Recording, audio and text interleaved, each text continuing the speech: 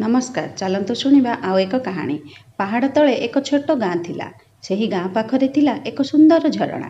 गाँर लोके ताकू सुना झरणा बोली कहूथिले, कारण सूर्यर आलोक पानी उपरे पड़िले पानी सुना परी चमकुथिला। सेही गाँरे राजू नामरे एक छोट पिला थिला। ताकू प्रकृतिर सौंदर्य बहुत भल लागुथिला। प्रतिदिन से सकाळे झरणा पाखकू जाई पक्षी मानकर कुहू कुहू शब्द शुणुथिला एवं पानीर धाराकू देखि खुशी हेउथिला।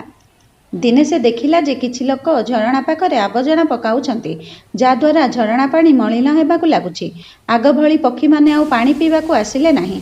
राजू दुखित हेला। से भाबिला जदि झरणा नष्ट होइजिब तेबे पशु पक्षी गाँर लोके पानी केमिति पाइबे।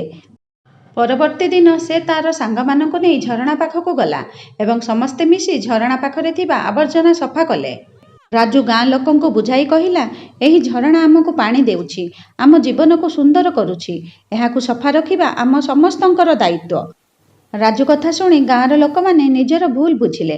सेमाने मिलिमिशि झरणा पाखरु समस्त आबर्जना सफा करिदेले ओ एहाकू स्वच्छ रखिबा पई शपथ नेले। किछि दिन परे झरणा पुणी आग भली सुंदर होइगला। पक्षी माने फेरी आसिले। गाँर लोके खुशी हेले। राजू ओ ताको सांगमानंकु अनेक प्रशंसा कले। कहानीटी भल लागिथिले लाइक, शेयर एवं सब्सक्राइब करिबा भूलिबे नाही। धन्यवाद।